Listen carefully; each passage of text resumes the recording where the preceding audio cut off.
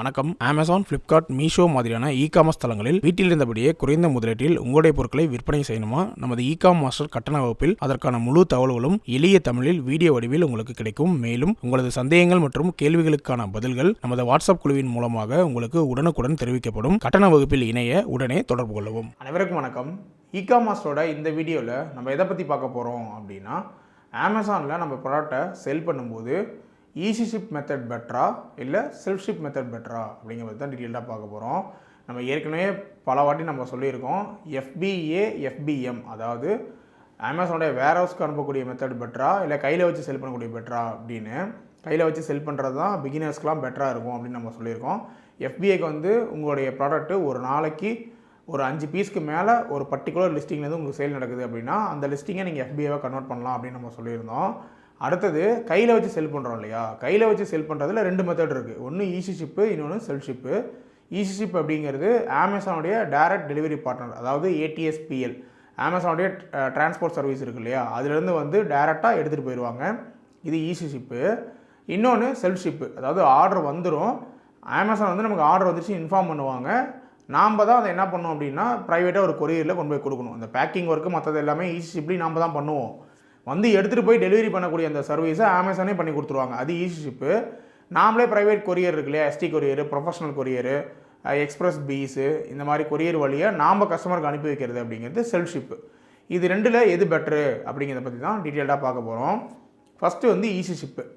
Easy ஷிப்பில் என்ன உங்களுக்கு கன்வீனியன்ட் என்ன அப்படின்னு பார்த்தீங்கன்னா, நீங்கள் ப்ராடக்டை பேக் பண்ணி வச்சுருந்தா போதும், உங்கள் வீட்டுக்கே வந்து எடுத்து கொண்டு போய் கஸ்டமருக்கு டெலிவரி பண்ணிடுவாங்க. அடுத்தது சேஃப் அண்டு செக்யூர்டாக இருக்கும். அடுத்தது கஸ்டமரை வந்து கண்ட்ரோல் பண்ண முடியும் யாரால், அமேசானால். அதே மாதிரி ட்ராக் பண்ண முடியும். இப்போது ஒரு பொருளை வந்து கஸ்டமர் வாங்கினாங்களா வாங்கலையா அப்படிங்கிறத ஈஸியாக அவங்களால கண்டுபிடிச்சிட முடியும். அடுத்தது கஸ்டமருக்கும் ட்ராக்கிங் இன்ஃபர்மேஷன் ஈஸியாக கிடைக்கும். ஏன்னா அமேசானே இந்த ட்ராக்கிங்லாம் அவங்களே ஜென்ரேட் பண்ணிடுவாங்க. ஒரு ஆர்டர் விழுந்து அந்த ஆர்டரை நம்ம அக்செப்ட் பண்ண உடனே கஸ்டமருக்கு அந்த ட்ராக்கிங் இன்ஃபர்மேஷன் போயிடும். ஜஸ்ட்டு வந்து அவங்க அந்த ட்ராக்கிங் ஐடியை கிளிக் பண்ணாவே அமேசான் ஆப்புக்குள்ளேயே வந்து அந்த ப்ராடக்டை ட்ராக் பண்ணுறதுக்கான வசதிகள் பையருக்கு கிடச்சிரும். அதனால் ட்ராக் பண்ணுறதுக்கு பையருக்கு வசதியாக இருக்கும்.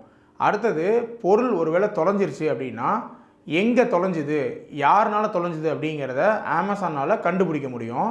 அடுத்தது ஒரு டெலிவரி அசோசியேட் வந்து தப்பு பண்ணுறாரு அப்படின்னா எந்த டெலிவரி அசோசியேட் தப்பு பண்ணியிருப்பாங்க, எந்த பர்டிகுலர் ஸ்டேஷன்லேருந்து தப்பு நடந்திருக்கும் அப்படிங்கிறத அவங்களால தெரிஞ்சிக்க முடியும். ஏன்னா எல்லாமே பார்த்தீங்கன்னா ட்ராக்கிங் ஐடியை பேஸ் பண்ணி ஒர்க் பண்ணிகிட்டு இருப்பாங்க. அதே மாதிரி உள்ளே ஒர்க் பண்ணக்கூடிய DAலேருந்து ஸ்டேஷன் சூப்பர்வைசர்லேருந்து எல்லாத்துக்கும் ஒரு ஐடி வச்சுருப்பாங்க.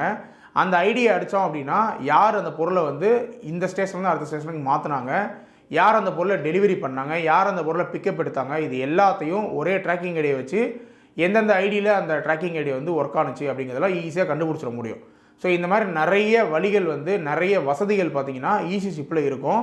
கடைசியாக கிளைம் வந்து ஒரு கஸ்டமர் வந்து பொருளை வந்து திரும்ப நமக்கு அனுப்புகிறாருன்னு வச்சுக்கோங்க.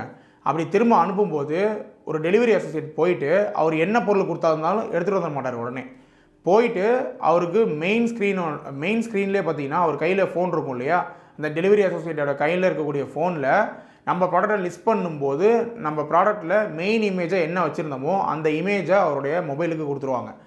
அந்த இமேஜில் இருக்கக்கூடிய எல்லா பொருளையும் கஸ்டமர் வந்து கலெக்ட் பண்ணிட்டு வரணும் அப்படின்னு இவருக்கு இன்ஸ்ட்ரக்ஷன் வந்திருக்கும்.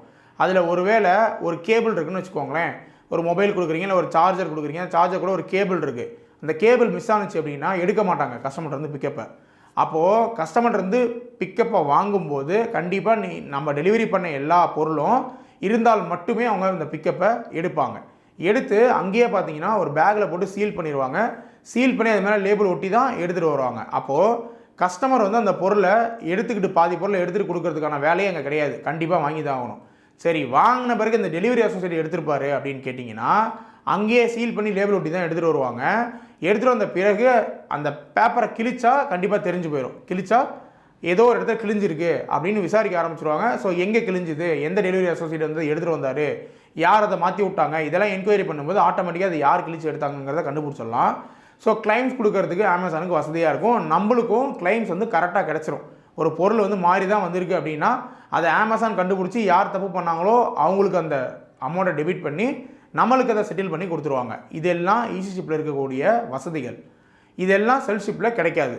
அடுத்தது செல்ஃப் ஷிப்பில் என்னென்ன நெகட்டிவ்ஸ் இருக்குது அப்படின்னு பார்த்தீங்கன்னா, ஃபஸ்ட்டு விஷயம் ட்ராக் பண்ண முடியாது அப்படின்னா அது வந்து தேர்ட் பார்ட்டி கொரியர் வழியாக போகுது. இப்போ உதாரணத்துக்கு ஒரு எஸ்டி கொரியரில் அது போகுதுன்னு வச்சுக்கலாம். அந்த எஸ்டி கொரியரில் அந்த ப்ராடக்டை ட்ராக் பண்ணுறதுக்குரிய ஆப்ஷன் வந்து கொடுப்பாங்களா கொடுக்க மாட்டாங்களான்னு தெரியாது. ஒருவேளை கொடுக்குறாங்க அப்படின்னா அது அமேசானுக்கும் கஸ்டமருக்கும் தெரியாது. நீங்கள் வந்து செல்ஃப்-ஷிப்பில் மொபைல் நம்பர் கிடைக்கும், நீங்கள் என்ன பண்ணலாம், மொபைல் நம்பருக்கு ட்ராக்கிங் இன்ஃபர்மேஷனை அனுப்பலாம், அந்த கஸ்டமரும் அதை ட்ராக் பண்ணி பார்க்கலாம். ஆனால் அமேசானால் ட்ராக் பண்ண முடியாது. அப்போ அந்த பொருள் டெலிவரி ஆணுச்சா ஆகலையான்னு அமேசானுக்கு தெரியாது. நாளைக்கு வந்து கஸ்டமர் பொருளை வாங்கிட்டு என்கிட்ட பொருள் வந்து சேரவே இல்லை அப்படின்னு அமேசானில் கம்ப்ளைண்ட் பண்ணாங்க அப்படின்னா அமேசானால் அதை செக் பண்ண முடியாது. அப்போ என்ன பண்ணுவாங்க அப்படின்னா நம்ம வந்து கிளைம் போகிறதுக்கான வாய்ப்புகள் கிடையாது. கஸ்டமருக்கு அந்த பொருளுக்கான அமௌண்ட்டை ரீஃபண்ட் பண்ணிடுவாங்க நம்ம அக்கௌண்ட்லேருந்து எடுத்து. நம்ம வந்து கஸ்டமர் பொய்யா ரீஃபண்ட் பண்ணியிருக்காங்க, ரீஃபண்டை எடுத்துருக்குறாங்கன்னு நம்ம சொன்னோம் அப்படின்னா அமேசானுக்கு ப்ரூஃபாக நம்மளால் எதையுமே கொடுக்க முடியாது. ஒன்று கொடுக்கலாம், என்னென்னா அந்த பொருளை வந்து கஸ்டமர் வாங்கிட்டு சைன் மட்டும் கொடுத்துருப்பாங்க இல்லையா எதுலையாவது, அதை நீங்கள் வந்து ப்ரூஃபாக கொடுக்கலாம். அது நீங்கள் வந்து இந்த எந்த கொரியரில் நீங்கள் அனுப்பிச்சிங்களோ அவங்ககிட்ட கேட்டிங்கன்னா அவங்க எடுத்து கொடுக்கலாம். ஆனால் இது ஒரு வேலிட் ப்ரூஃபாக வந்து அமேசான் வச்சுக்க மாட்டாங்க. இது ஃபஸ்ட்டு பிரச்சனை. ரெண்டாவது, ட்ராக் பண்ண முடியாதுன்னு சொல்கிறோம் பார்த்தீங்களா, ஏன் ட்ராக் பண்ண முடியாது அப்படின்னு கேட்டிங்கன்னா அமேசான் வந்து சில கொரியர் கம்பெனிஸ் கூட டைப் பண்ணியிருப்பாங்க இந்த சர்வரை லிங்க் பண்ணுறதுக்காக. அவங்க வந்து ட்ராப் டவுன்லேயே சில கொரியர் கம்பெனிஸோட நேம் கொடுப்பாங்க. உங்களுக்கு ஒரு செல்ஃப் ஆர்டர் வந்துச்சுன்னு வச்சுக்கோங்களேன், அதில் இந்த கொரியரில் தான் அனுப்பணும் ஒரு 10 கொரியர் சொல்லியிருப்பாங்க. அந்த கொரியர் உங்கள் ஊரில் அவைலபிளாக இருக்கணும். உங்கள் ஊரில் அவைலபிளாக இல்லை அப்படின்னா நீங்கள் வேறு கொரியரில் அனுப்புவீங்க. வேறு கொரியரில் அனுப்பிட்டு வந்து வேறு கொரியரோடைய நேம் இங்கே செலக்ட் பண்ணி ட்ராக்கிங் ஐடி என்டர் பண்ணீங்க அப்படின்னா ட்ராக் ஆகாது. அமேசானுக்கும் ட்ராக் ஆகாது, கஸ்டமருக்கும் ஆகாது. அது இன் டிரான்சிட்னு மட்டுமே காட்டும், வேறு எதுவுமே காட்டாது. ஸோ இப்படி இருக்கிறதுனால கஸ்டமருக்கு அந்த பொருள் எங்கே இருக்குதுங்கிறது தெரியாமல் போயிடும். கஸ்டமருக்கு எப்போ அது வந்து நமக்கு ரீச் ஆகுனே தெரியாமல் போயிடும். ஸோ என்ன பண்ணிடுவாங்க அப்படின்னா ஆட்டோமேட்டிக்காக கஸ்டமர் அந்த பொருளை கேன்சல் பண்ணிடுவாங்க. அடுத்தது ஒன்லி ப்ரீபெய்ட். இங்கே வந்து ஈஸி ஷிப்பாக இருந்தால் கஸ்டமர் வந்து கலெக்ட் பண்ணக்கூடிய அமௌண்ட்டை அமேசான் அசோசியேட் தான் கலெக்ட் பண்ணுவார். அவர் கொண்டாந்து ஆஃபீஸில் கட்டிடுவார், ஆஃபீஸ்லேருந்து டேரெக்டாக அதை அமேசானுக்கு கொடுத்துருவாங்க, நம்ம அந்த பேமெண்ட்டை நமக்கு திரும்ப கொடுத்துருவாங்க. இதுவே ப்ரைவேட்டாக நீங்கள் ஒரு கொரியரில் அனுப்பும்போது கஸ்டமர்கிட்ட வந்து நீங்கள் எப்படி காசை கலெக்ட் பண்ணுவீங்க? ஓகே, அப்படியே நீங்கள் கலெக்ட் பண்ணால் கூட அதை வந்து அமேசானுக்கு நீங்கள் எப்படி பேமெண்ட் பண்ணுவீங்க? அவங்க கமிஷன் எப்படி அவங்களுக்கு கொடுப்பீங்க? ஸோ இந்த சிக்கல்கள்லாம் இருக்கிறதுனால என்ன பண்ணிடுவாங்க அப்படின்னா செல்ஃப்-ஷிப் ஆர்டருக்கு ஒன்லி ப்ரீபெய்டுன்னு அவங்க ஃபிக்ஸ் பண்ணிடுவாங்க. ஸோ செல்ஃப்-ஷிப் ஆர்டர் வந்தாவே கஸ்டமர் ப்ரீபெய்ட் தான் பண்ணணும், அவங்களுக்கு போஸ்ட்பெய்டு ஆப்ஷன் கிடைக்காது. போஸ்ட்பெய்டு ஆப்ஷன் கிடைக்காது அப்படின்னா உங்களுக்கு அதிக ஆர்டர்ஸ் ரிசீவ் பண்ண முடியாது. நீங்கள் வரக்கூடிய ஆர்டரில் கிட்டத்தட்ட ஒரு 70% ஆர்டர் சிஓடி தான் வரும், 30% தான் ப்ரீபெய்டு வரும். அப்போ அந்த 70% ஆர்டர் வந்து உங்களுக்கு வராது நீங்கள் செல்ஃப்-ஷிப்பில் இருந்தால். ஸோ இதெல்லாம் பார்த்தீங்கன்னா மெயின் ட்ராபேக்ஸு. இன்னும் சில இது இருக்குது. கஸ்டமர் வந்து பொருளை வாங்கிடுவாங்க, கையில் வாங்கிட்டு இந்த சர்வர் லிங்க் பண்ணியிருந்தாலுமே கூட அப்டேட் ஆகிறது லேட்டாக அப்டேட் ஆகும். இப்போ அமேசானாக இருந்தால் கஸ்டமர் கையில் பொருளை வாங்கும் போதே ஸ்கேன் பண்ணி தான் என்ன பண்ணுவாங்க அப்படின்னா அந்த பொருளை டெலிவரி பண்ணுவாங்க. அப்போது ஸ்கேன் பண்ண உடனே டெலிவரின்னு அப்டேட் ஆயிரும். நீங்கள் அமேசானுக்கு கம்ப்ளைண்ட் பண்ணி கஸ்டமர் வாங்கிட்டு வாங்கலன்னு சொல்கிறாருன்னு சொன்னீங்கன்னா அவங்க ஈஸியாக கண்டுபிடிச்சிருவாங்க டெலிவர்ட் ஆயிடுச்சுன்னு. நீங்கள் ப்ரைவேட்டாக ஒரு கொரியரில் அனுப்புகிறீங்கன்னு வைங்க, இப்போ எஸ்டி கொரியரில் அனுப்புகிறீங்க, அந்த குட்ஸ் வந்து டெலிவரி ஆயிடுச்சா இல்லையா அப்படின்னு அவங்க உடனே அப்டேட் பண்ண மாட்டாங்க. இப்போ கையில் தான் கொண்டாந்து கொடுக்குறாங்க. எனக்கு வரக்கூடிய கொரியர்ஸ் எல்லாமே பார்த்தீங்கன்னா கையில் கொண்டாந்து கொடுத்துட்டு ஒரு ஸ்லிப்பில் தான் சைன் வாங்கிட்டு போகிறாங்க. அதை வாங்கிட்டு போயிட்டு தான் அவங்க என்ன பண்ணுவாங்கன்னா ஆஃபீஸில் உட்காந்து நைட்டு தான் இந்த பொருள் டெலிவரி ஆகிடுச்சுன்னு என்ட்ரி போடுவாங்க. அது வரைக்கும் பார்த்தீங்கன்னா உங்களுக்கு இந்த பொருள் டெலிவரி ஆனதுக்கான எந்த ப்ரூஃபும் இருக்காது. அதுக்குள்ளே கஸ்டமர் பொருளை வாங்கிட்டு என்ன பண்ணுவாங்க அப்படின்னா அமேசானோட வெப்சைட்டில் போய் செக் பண்ணி பார்ப்பாங்க. அங்கே இன்னும் இன் டிரான்சிட்னு காட்டிகிட்டு இருக்கும். உடனே என்ன பண்ணுவாங்கன்னா கேன்சல் ஆப்ஷன் இருக்கும், போய் கேன்சல் பண்ணி விட்ருவாங்க. இல்லைனா ரிட்டன் ஆப்ஷன் இருக்கும், ரிட்டனை போட்டு விட்ருவாங்க. இது ரெண்டில் எது போட்டாலும் அந்த பொருளை கஸ்டமர்கிட்ட திரும்ப வாங்க முடியாது. உங்களால் நீங்கள் போய் கம்ப்ளைண்ட்டு ரைஸ் பண்ண முடியாது அமேசான்கிட்ட. அந்த மாதிரி சமயத்தில் என்ன ஆகும் அப்படின்னா அந்த பொருள் உங்களுக்கு டோட்டல் லாஸு. இதுக்கு கிளைமும் கிடையாது, செல்ஃப்-ஷிப்புக்கு எந்த கிளைமும் கிடையாது. பொருள் ஒருவேளை கஸ்டமர் திரும்ப அனுப்பியிருந்தால் கூட இப்போலாம் பார்த்தீங்கன்னா போகும்போது செல்ஃப்-ஷிப்பில் போனாலும் ரிட்டர்ன் எடுக்கிறத வந்து அமேசானே அரேஞ்ச் பண்ணி எடுக்கிறாங்க. அமேசானே வேறு ஒரு கொரியருக்கு அசைன் பண்ணி விட்டு அவங்கள எடுத்துகிட்டு வாங்கன்னு சொல்கிறாங்க. அப்படி வந்தாலும் உங்களுக்கு கிளைம் கிடைக்குமா அப்படின்னு கேட்டிங்கன்னா கண்டிப்பாக உங்களுக்கு கிளைம் கிடைக்கவே கிடைக்காது. இதெல்லாம் செல்ஃப்-ஷிப்பில் இருக்கக்கூடிய ட்ராபேக்ஸு. சரி, நான் ஏன் செல்ஃப்-ஷிப்பை சூஸ் பண்ணணும் அப்படின்னா மோஸ்ட்லி பிகினர்ஸ் சொல்லக்கூடிய ரீசன் என்ன அப்படின்னு பார்த்தீங்கன்னா கொரியர் சார்ஜ் கம்மியாக இருக்குது ஒன்று. ஏன்னா இங்கே அமேசானில் நேஷனல் லெவலில் ஒரு ஆர்டர் வந்துச்சு அப்படின்னா ஜிஎஸ்டியோட சேர்ந்து 90 ரூபாய் எடுக்கிறாங்க 500 கிராமுக்கு. இதுவே நீங்கள் வந்து எஸ்டி கொரியர்லையோ இந்தியா போஸ்ட்லேயோ அமிச்சிங்கன்னா 40 ரூபாலேருந்து 50 ரூபா தான் வரும். ஸோ ஒரு 40 ரூபா உங்களுக்கு டெலிவரி காஸ்ட்டு மிச்சமாகுது. அதுக்காக செல்ஃப்-ஷிப்பை சூஸ் பண்ணுறாங்க. ரெண்டாவது, வேறு லொக்கேஷன்லேருந்து நான் பொருளை அனுப்புவேன். அதாவது இப்போ சென்னையில் வந்து ஒரு கடையில் நான் பேசி வச்சுருக்கேன், அங்கேருந்து செப்பல் அனுப்ப போகிறாங்க. நான் வந்து கோயம்புத்தூர் கடையில் பேசி வச்சுருக்கேன், அங்கேருந்து இயர்ஃபோன்ஸ் அனுப்புவாங்க. இப்போ எனக்கு ஆர்டர் வந்ததுன்னா நான் வந்து ஷிப்பிங் செட்டிங்ஸில் ஐ வாண்ட் ஒன்லி செல்ஃப் ஷிப்னு சூஸ் பண்ணி வச்சுருந்தேன் அப்படின்னா எனக்கு செல்ஃப் ஷிப் ஆர்டர் மட்டும் தான் வரும். அப்படி இருக்கும்போது எனக்கு இயர்ஃபோன் ஆர்டர் வந்துச்சு அப்படின்னா அந்த கஸ்டமர் டீட்டெயில் எடுத்து நான் கோயம்புத்தூரில் அந்த கடைக்காரங்களுக்கு அனுப்பிச்சிடுவேன். அவங்க அதை பேக் பண்ணி அனுப்பிச்சி விட்ருவாங்க ஏதோ ஒரு கொரியரில், கஸ்டமருக்கு அது போய் சேர்ந்துடும். ட்ராக்கிங் இன்ஃபர்மேஷன் எனக்கு கொடுப்பாங்க, நான் வாங்கி போட்டுருவேன். இதுவே சென்னையிலேருந்து நான் ஒரு ப்ராடக்ட் வந்து பண்ணிகிட்டு இருப்பேன், அங்கேருந்து ஆர்டர் வந்துச்சுன்னா நான் அவங்களுக்கு அதை ஃபார்வர்ட் பண்ணி விட்ருவேன், அவங்க அனுப்பி வச்சுருவாங்க. இப்படின்லாம் பிகினர்ஸ் திங்க் பண்ணுவாங்க. ஆனால் இது எல்லாமே ஓவர் திங்கிங். சரிங்களா? நம்ம பிஸ்னஸ்க்கு ஆகாது. இந்த மாதிரிலாம் பண்ண முடியுமானா முடியும், ஆனால் இந்தியாவுக்கு அது பாசிபிளே கிடையாது. ஏன்னா அந்த ரிட்டர்ன் வருது பார்த்தீங்களா, அந்த பொருளை என்ன பண்ணுவீங்க? இங்கேருந்து போகிறது ஓகே, ஒருவேளை ரிட்டன் அப்படின்னால் ரிட்டன் எடுக்கும்போது நான் இப்போ சொன்னேன் இல்லையா, ஒரு 90% பார்சல்ஸை நீங்கள் செல்ஃப் ஷிப்பில் அனுப்பிச்சா கூட ரிட்டன் பார்த்தீங்கன்னா அமேசானே ஒரு கொரியர் அரேஞ்ச் பண்ணி எடுத்துகிட்டு வர்ற மாதிரி இப்போ கொண்டு வந்திருக்காங்க. அப்படி ரிட்டன் கொண்டு வரும்போது உங்களுடைய பிக்கப் அட்ரஸ் என்னவோ அங்கே தான் கொண்டு வருவாங்க. அந்த பொருள் எங்கேருந்து போணுச்சோ அங்கே கொண்டு போக மாட்டாங்க. நல்லா ஞாபகம் வச்சுக்கோங்க. நீங்கள் வந்து இங்கே ஈஸி ஷிப் செட்டிங்ஸில் பார்த்தீங்கன்னா பிக்கப் அட்ரஸ்னு கொடுத்து வச்சுருப்பீங்க. அந்த பிக்கப் அட்ரஸ் நீங்கள் இப்போ எந்த வீட்டில் இருக்கீங்களோ, எங்கே ஜிஎஸ் எடுத்தீங்களோ அந்த அட்ரஸ் கொடுத்துருப்பீங்களா, அங்கே தான் அந்த பொருள் திரும்ப வரும். போகும்போது கடையிலேருந்து போகும், திரும்ப வரும்போது உங்கள்கிட்ட வரும். அப்போ இதுக்கும் உங்கள் கடைக்காரங்களுக்கும் என்ன கணக்கு நீங்கள் வச்சுக்குவீங்க? ஸோ அந்த ரிட்டனுடைய லாஸை யார் ஏற்றுக்குவாங்க? இதெல்லாம் பார்த்தீங்கன்னா செல்ஃப் ஷிப்பில் இருக்கக்கூடிய பெரிய நெகட்டிவ். நீங்கள் ட்ராப் ஷிப்பிங் பண்ணுறதா நினச்சிக்கிட்டு, பொருளே இல்லாமல் நான் விற்கிறதா நினச்சிக்கிட்டு, செல்ஃப் ஷிப் மட்டும் தான் எனக்கு வேணும்னு செட்டிங்ஸில் போய் மாற்றி வச்சுட்டு உட்காந்துருந்தீங்க அப்படின்னா இந்த மாதிரி பிரச்சனைகள் தான் உங்களுக்கு வரும். அடுத்தது, ஓவராலாக வரக்கூடிய ஆர்டர்ஸில் 90% ஈஸி ஷிப்பில் வரும், 10% தான் செல்ஃப் ஷிப்பில் வரும். ஏன்னா அமேசானே பார்த்தீங்கன்னா மோஸ்ட் ஆஃப் த பின்கோடை கவர் பண்ணிடுறாங்க இந்தியா ஃபுல்லாக. ஏதாவது ரொம்ப வில்லேஜ் இருக்குது பார்த்தீங்களா, அங்கே தான் அவங்களால கவர் பண்ண முடியாமல் இருக்குது. அந்த கவர் பண்ண முடியாமல் இருக்கக்கூடிய லொக்கேஷன் இருக்குது இல்லையா, அந்த லொக்கேஷன்லேருந்து யாராவது ஆர்டர் போட்டாங்கன்னா மட்டும்தான் அது உங்களுக்கு செல்ஃப் ஆர்டராக வரும். நார்மலாக I want easy ship and self ஷிப்னு ஒரு ஆப்ஷன் இருக்கும் நம்மளுடைய ஷிப்பிங் செட்டிங்ஸில்.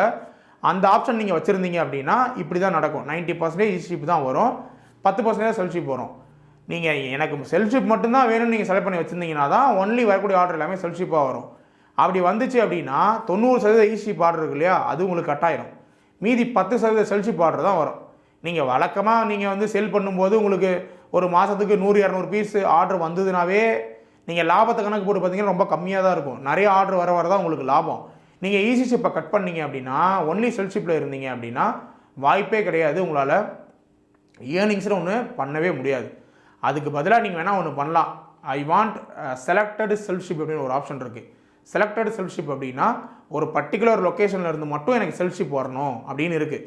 வேணால் அதில் தூரமாக இருக்குது இல்லையா, இப்போ டெல்லி, மும்பை இந்த மாதிரி தூரமாக இருக்கக்கூடிய பின்கோடை நீங்கள் போட்டு வச்சிட்டிங்க அப்படின்னா அங்கேருந்து வரக்கூடியது மட்டும் செல்ஃப் ஷிப்பில் வரும். அதை மட்டும் நீங்கள் என்ன பண்ணலாம் அப்படின்னா ப்ரைவேட் கொரியரில் அனுப்புகிறான்.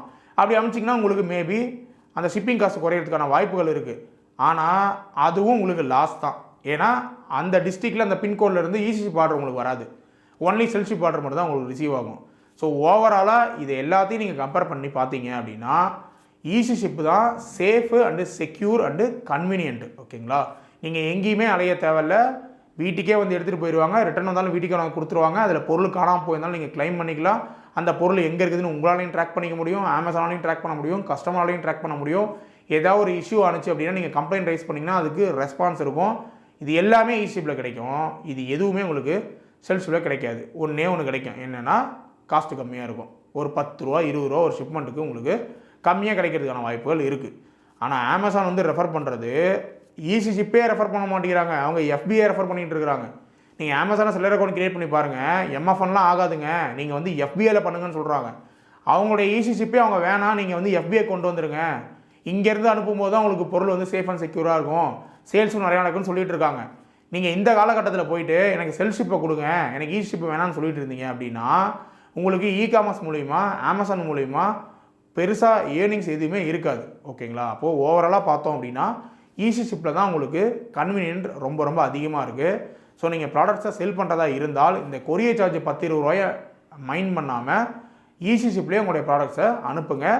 ஈஸி ஷிப்பில் தான் உங்களுக்கு சிஓடி ஆப்ஷனும் கிடைக்கும். ஸோ கஸ்டமர் சிஓடியில் வாங்கணும்னு விருப்பப்பட்டாங்க அப்படின்னா அப்பையும் அவங்களால ஈஸி ஷிப்பில் மட்டும்தான் வாங்க முடியும். ஸோ இந்த வீடியோ வந்து கண்டிப்பாக உங்களுக்கு யூஸ்ஃபுல்லாக இருந்திருக்கும் அப்படின்னு நினைக்கிறேன். அடுத்த வீடியோவில் பார்க்கலாம். நன்றி, வணக்கம்.